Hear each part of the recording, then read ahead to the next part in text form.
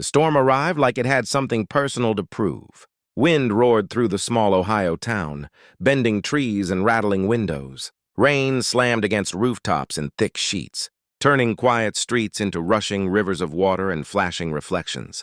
Inside a modest two-story house at the end of Maple Street, Daniel Carter was kneeling on the living room floor trying to finish a puzzle with his 6-year-old daughter. "Daddy, the sky is angry," Lily said, glancing nervously toward the window as thunder cracked so loudly it shook the glass. Daniel smiled gently. "It's just a storm, kiddo. Storms yell a lot, but they always get tired and go home." Lily giggled, though she scooted closer to him. Daniel had learned how to sound calm even when he wasn't. It was part of being a single parent. You became the steady ground no matter how rough life got. 3 years earlier, a drunk driver had taken Lily's mother in a moment that still felt unreal. Since then, Daniel had been everything. Dad, mom, bedtime storyteller, lunch packer, nightmare chaser. Their house wasn't fancy. The couch had been repaired twice. The kitchen table had crayon marks from years of little hands. But it was warm, safe, and full of quiet love. Lightning flashed again. Then came a sound that didn't belong to the storm. A car door slammed outside. Daniel frowned. No one drove down Maple Street during storms like this unless they had to. Another flash of lightning illuminated the front yard, and for a split second he saw someone. Standing near the road, a woman, alone. Daniel stood up immediately. "Stay here, Lil," he said softly. "But—" "I'll be right back." He grabbed his jacket and stepped onto the porch. The rain hit him like needles. Down by the road, the woman was struggling with something.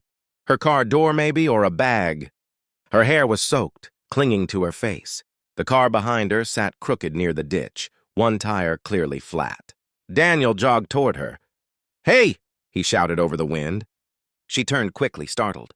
Up close, she looked exhausted. Not just wet from the rain, but worn down in a deeper way. "My tire blew," she said breathlessly.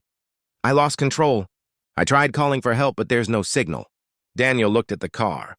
The front tire was shredded. "You won't get help out here tonight," he said.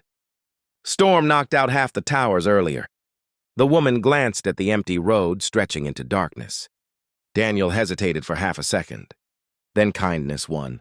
"Look," he said. "My house is right there. You can wait inside until the storm passes." Her eyes flicked toward the small house with its warm yellow porch light. "You don't even know me," she said cautiously. Daniel shrugged. "Yeah, but you look like someone who could use a dry towel." For a moment, she just stared at him. Then something in her tired expression softened. "Okay," she said quietly. Inside, Lily immediately popped her head around the couch. "Daddy, who's that?" Daniel laughed. "Lil, this is... Actually, I didn't catch your name." "Claire," the woman said. Claire had car trouble.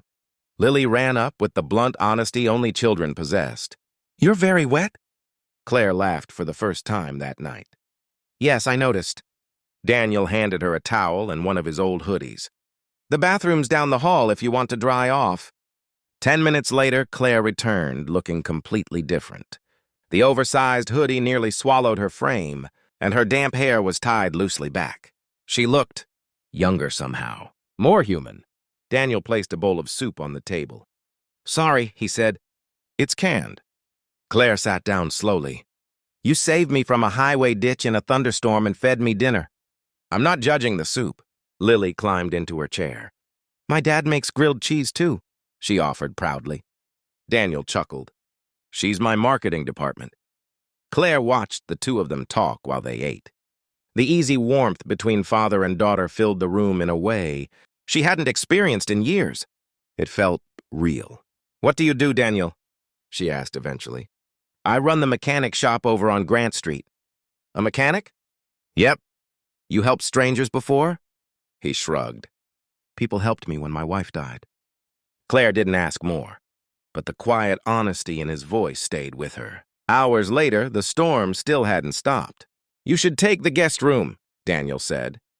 Claire hesitated. "You're sure?" "Positive." That night, lying in the unfamiliar bed, Claire stared at the ceiling. For the first time in years, she wasn't surrounded by assistants, business reports, or the constant pressure of a billion-dollar company. She was in a small house that smelled faintly of laundry soap and tomato soup, and somehow it felt safer than the penthouse she lived in. Morning arrived with soft sunlight and dripping trees. Claire stepped into the kitchen to find Daniel flipping pancakes while Lily danced around the table. "You make pancakes too?" Claire asked. Daniel grinned. "Told you we run a full-service operation." After breakfast, Daniel drove Claire back to her car. A tow truck had already arrived.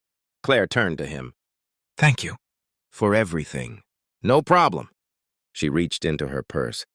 "Let me at least—" Daniel raised a hand. "No." She blinked. "You don't even know what I was going to offer." "Doesn't matter." He smiled simply. "Helping someone shouldn't come with a bill." Claire stood there for a moment, quietly stunned. Most people she met knew exactly who she was within minutes. They treated her like a walking bank account. Daniel hadn't even asked. "Daniel," she said slowly. "Yes? I think I'd like to come back sometime." He laughed. "For the soup?" "For the pancakes." 3 days later, Claire returned. But this time she arrived in a black SUV, and she wasn't alone. 2 suited assistants stepped out behind her. Daniel looked up from the garage floor, wiping grease from his hands. Claire stepped forward. "I suppose I should explain something." He leaned against the tool bench. "Okay." She took a breath. "I'm the CEO of Carter Tech Industries." Daniel blinked. The name was huge, one of the largest technology companies in the country. He stared at her. "You're that Claire Whitmore?" "Yes." Silence filled the garage. Then Daniel shrugged. "Huh." She frowned. "That's it?" "What else am I supposed to say?" "I thought you might be shocked." "I mean, yeah," he admitted. "But you still needed a towel during the storm."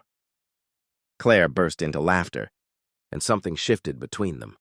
Over the next weeks, she visited often, sometimes bringing dinner, sometimes just sitting on the porch talking.